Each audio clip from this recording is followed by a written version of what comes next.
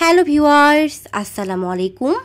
পোলার চাল কিংবা বাসমতি চাল ছাড়াই তৈরি করব সহজভাবে দারুণ স্বাদের চিকেন দম বিরিয়ানি।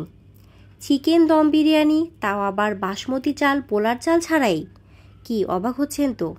আপনারা একদম ঠিক শুনেছেন। এই দম বিরিয়ানি তৈরি করব আমি সুগন্ধি কাটারিভোগ চাল দিয়ে। আশা করছি এই বিরিয়ানি আপনাদের সকলের কাছে ভীষণই ভালো লাগবে। তো চলুন দেখে নেওয়া যাক কাটারিভোগ চাল দিয়ে কিভাবে আমি চিকেন দম বিরিয়ানি তৈরি করি। প্রথমেই তৈরি করব বিরিয়ানির মশলা। নিয়েছি এখানে ধনিয়া, দারুচিনি, শাহি জিরা, সাথে রয়েছে এখানে জিরা, সাথে নিয়েছি এখানে কালো এলাচ, সাথে নিয়েছি এখানে জয়ফল। একটা জয়ফলের 4 ভাগের 1 ভাগ নিয়েছি। সাথে নিয়েছি এখানে একটা স্টার এনিস, সাথে রয়েছে এখানে 10-12টার মতো গোলমরিচ, সাথে নিয়েছি এখানে লং, সাথে নিয়েছি এখানে সাদা এলাচ, সাথে নিয়েছি এখানে জয়ত্রী, সাথে নিয়েছি কয়েকটা শুকনো মরিচ। এবারে এই সবগুলো মশলা উপকরণ হালকা করে একটু ভেজে নিতে হবে বা টেলে নিতে হবে। এরপরে সবগুলো মশলা একসাথে ব্লেন্ডারে স্মুথ করে গুঁড়ো করে নেব। এখানে নিয়েছি আদা, রসুন, কাঁচামরিচ। এই মশলা উপকরণ 3টি একসাথে বেটে নিতে হবে। এবারে বেরেস্তার জন্য পেঁয়াজ কেটে নিব। সবগুলো পেঁয়াজ একই মাপের কেটে নিতে হবে। কোনোটা ছোট কিংবা কোনোটা বড় হলে বেরেস্তা খুব একটা ভালো হয় না।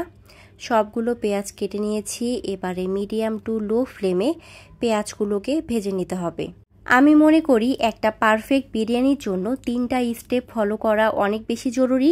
First step marination, second step প্রপারভাবে রাইস বয়েলিং, থার্ড এবং লাস্ট স্টেপ গার্নিশ। এই 3টা স্টেপ ফলো করলে একদম পারফেক্টভাবে মনের মতো বিরিয়ানি পাওয়া যাবে। এ পর্যায়ে চুলা অফ করে দিব। পেঁয়াজের যতটুকু অংশ ভাজা বাকি আছে, তেলের এই হিটে পেঁয়াজের অবশিষ্ট অংশ ভাজা হয়ে যাবে। পেঁয়াজটাকে আমি তেল থেকে এক সাইড করে রেখে দিলাম যেন তেলটা নিংড়ে যেতে পারে। বিরিয়ানির জন্য সমস্ত মশলা রেডি। চলে যাব বিরিয়ানির প্রথম স্টেপ ম্যারিনেশনে। মাংসের পিসগুলোকে একটু বড় করে কেটে বেশ ভালো মতো ধুয়ে নিয়েছি। দিয়ে দিলাম টেস্ট অনুযায়ী লবণ, হলুদ গুঁড়ো, একটুখানি মরিচ গুঁড়ো, সাথে দিয়ে দিব 2 চামচ পরিমাপ ব্লেন্ড করে রাখা মশলার মিক্সড, সাথে অ্যাড করব এখানে বাটা মশলার মিক্সড। দিয়ে দিচ্ছি এখানে একটুখানি ধনেপাতা কুচি, সাথে অ্যাড করব বেরেস্তার তেল। আমি এখান থেকে প্রায় 3 চামচ পরিমাপ তেল দিয়ে দিচ্ছি। সাথে দিয়ে দিব পেঁয়াজের বেরেস্তা। সম্পূর্ণ দিব না, জাস্ট একটুখানি দিলাম। এবারে সবগুলো উপকরণ ভালো মতো মেখে এটাকে আমি 1.5 ঘন্টার জন্য ম্যারিনেট করতে রেখে দিব। 1.5 ঘন্টা পরে দিয়ে দিচ্ছি 2 চামচ পরিমাপ টক দই। টক দই দিয়ে ভালো মতো মিক্সড করে এটাকে আবারও রেখে দেব 30 মিনিটের জন্য। অর্থাৎ এটাকে টোটাল ম্যারিনেট করতে হবে 2 ঘন্টা। এবারে রেডি করব বিরিয়ানির চাল।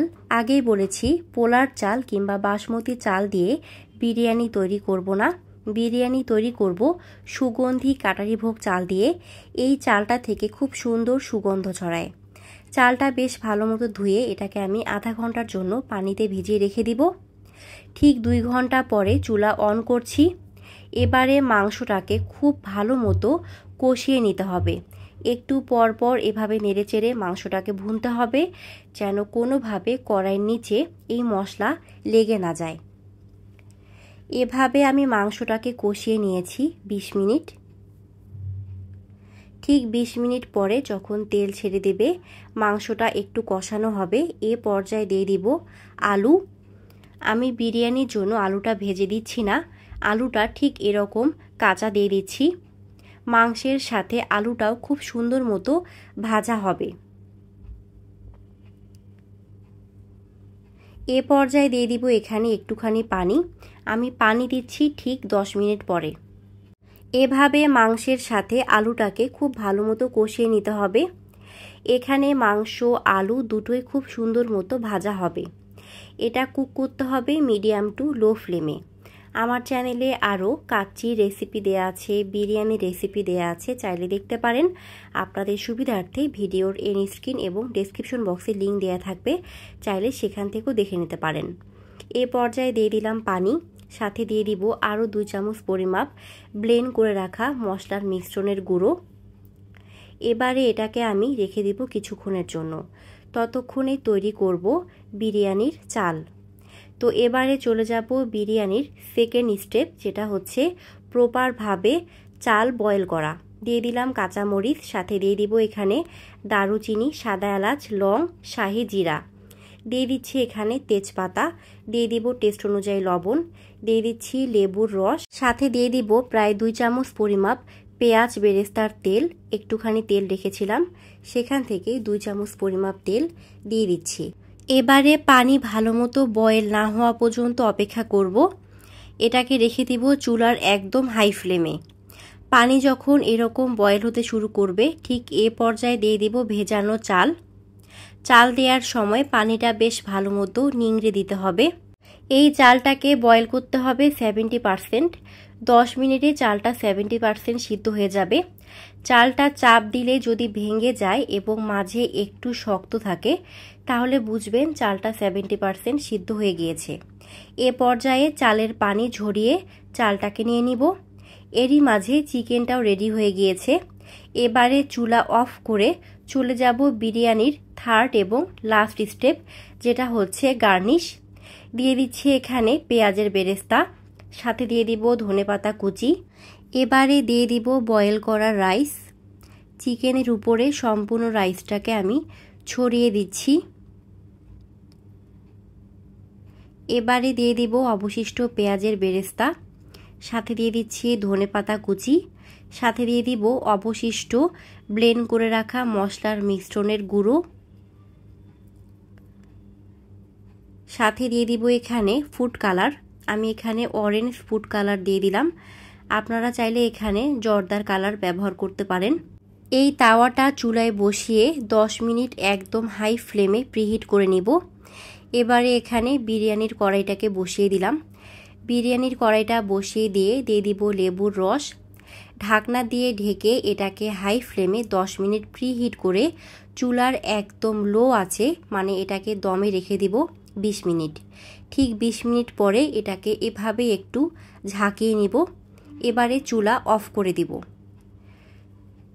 তো ভিউয়ার্স, এই হচ্ছে আমাদের চিকেন দম বিরিয়ানি। একদম পারফেক্টভাবে খুব সুন্দর মতো তৈরি হয়েছে।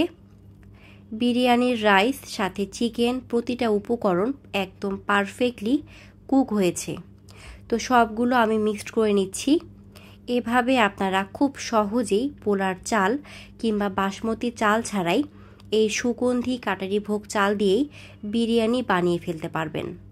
এটা তৈরি করাও যেমন ভীষণই সহজ, খেতেও হয়েছে দারুণ দুর্দান্ত।